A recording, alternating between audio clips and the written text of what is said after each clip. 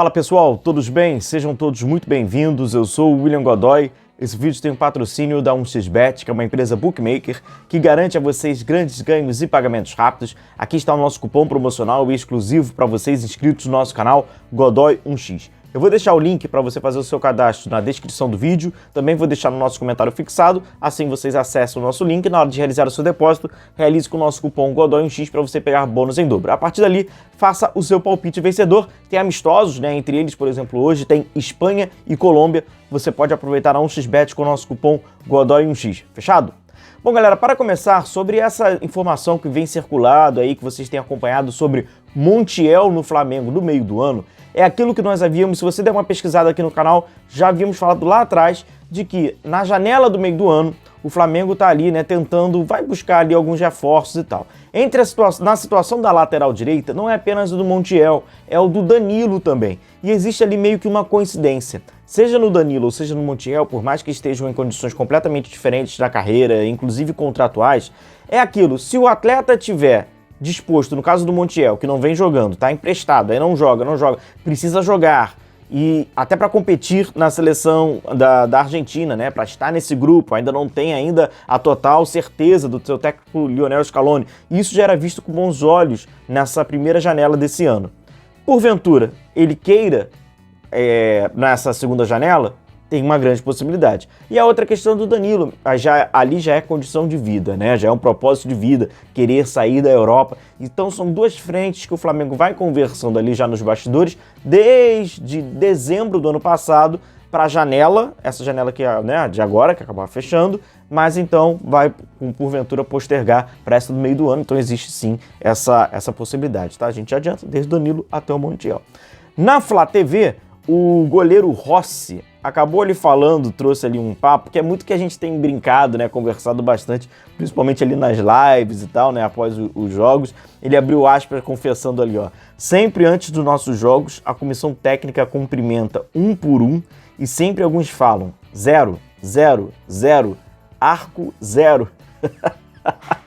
Não pode tomar gol. Exatamente.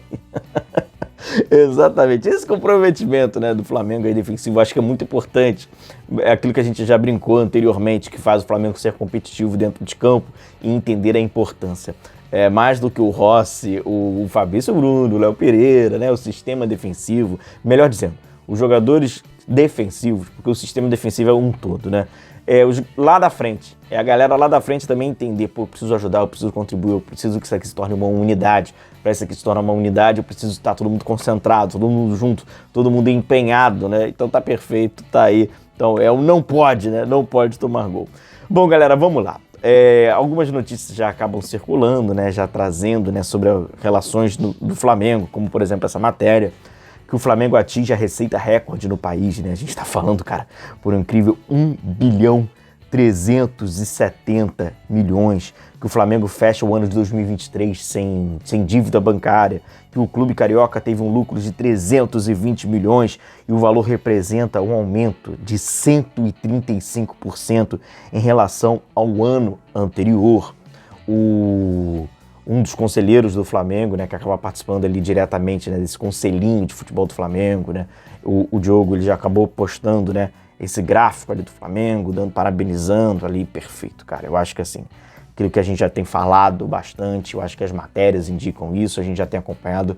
Eu acho que o planejamento financeiro do Flamengo é um planejamento que, assim, o torcedor do Flamengo olha com muito otimismo, o torcedor do Flamengo percebe que, cara, a possibilidade de que gradativamente o Flamengo tenha maior domínio sobre as suas finanças e assim, a prospecção futura é uma prospecção, cara, de muito otimismo, e que esse 1.370 ano que vem vai bater para 1 bilhão e meio, e que vai se alcançar até 2 bilhões por aquilo, cara. É o Flamengo, então aqui, é uma obrigação que já teria sido cumprida há muito tempo.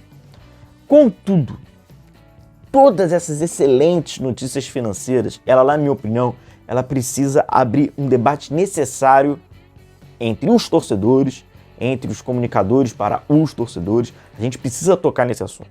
Então é importante você deixar sempre o seu like, que eu falo pra vocês, é importante deixar a curtida de vocês. Se vocês puderem compartilhar o vídeo, é sempre muito importante também, indicar os amigos rubro-negros, para nossa comunidade crescer ainda mais. Eu preciso dessa força, desse auxílio de vocês.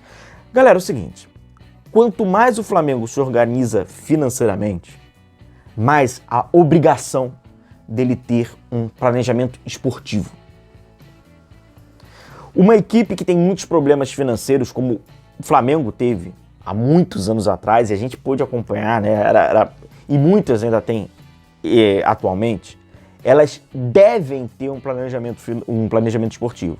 Porque o planejamento esportivo, ela vai equilibrar, é o cobertor curto, ela vai tentar ali estancar essa sangria do planejamento financeiro. A única forma de você conseguir se equilibrar financeiramente vai ser você tentar planejar alguma coisa, já que as equipes não conseguem ter receita e tal, então você tem, é um dever. Agora, se o Flamengo tem um equilíbrio financeiro e o Flamengo vai tendo, né, a gente vai mostrando todo esse potencial financeiro, ele não tem que ter um dever de ter um planejamento esportivo. Aí que está o debate. É obrigatório ele ter um planejamento esportivo. Porque senão fica completamente antagônico você ter receita, recorde, dinheiro, se você não sabe utilizar porque você não tem um planejamento. E o que é o planejamento? Acaba se falando muito sobre o Flamengo precisa ter um planejamento esportivo, o Flamengo não tem um projeto esportivo. Isso que é importante entender. O que é isso? Não é falar a gente vai ganhar Campeonato Brasileiro e ganhar a Libertadores todo ano. Isso não é planejamento esportivo. Planejamento esportivo é você criar uma mentalidade institucional usufruindo da sua condição financeira privilegiada, que é um privilégio isso que o Flamengo consegue ter, esses números que o Flamengo consegue alcançar e que certamente nos próximos anos a tendência é sempre essa, conseguir cada vez mais. Através disso você criar uma linha. Aquele torcedor do Flamengo, ele fica um pouco incomodado. Alguns torcedores do Flamengo ficam um pouco incomodados quando a gente entra nesse assunto, ou seja, para defender. A gente não tá atacando ninguém, então você não tá defendendo ninguém, a gente não tá atacando ninguém. Defender direção, defender não sei o quê. A gente não pode assumir com tanta naturalidade e perceber com tanta naturalidade, talvez até banalizada, de que o Flamengo entra em algumas competições e ele joga a competição, mas ele não compete. Isso aconteceu, tá? Então vamos lá. O Flamengo ele teve um lucro agora por cerca de 370 milhões. A gente está falando agora de uma receita, né, de 1 bilhão 370 milhões. Bateu o recorde do ano de 2023. Aí eu pergunto a você, torcedor, e é muito importante você, torcedor, perguntar a um outro amigo torcedor, esse amigo torcedor perguntar a outro, e criar de fato, né, um prol do Flamengo. O Flamengo competiu na decisão da Copa do Brasil? Pensa comigo. Você lembra dos jogos do Flamengo na Copa do Brasil? Você lembra do jogo de ida do Flamengo na Copa do Brasil, no Maracanã? Você acha que o Flamengo competiu naquele jogo? Você lembra o que estava passando dentro a instabilidade, o momento já de instabilidade do Flamengo? Já do técnico, que na época era do Sampaoli, com os jogadores do Flamengo, que de uma certa forma essa gestão do Flamengo ela perde o controle e o Flamengo se torna emocionalmente muito desestabilizado. Você percebeu isso? Então o Flamengo competiu na Copa do Brasil? A outra pergunta que eu te faço. O que você acha do Flamengo no Campeonato Brasileiro? Você acha que o Flamengo competiu no Campeonato Brasileiro ou o Flamengo jogou a grande maioria das rodadas? A gente está falando ali das 38 rodadas. O Flamengo competiu no Campeonato Brasileiro? O que você acha disso? Ao longo aí da temporada, houve uma competitividade do Flamengo no Campeonato Brasileiro? Pois bem, o que fica categórico.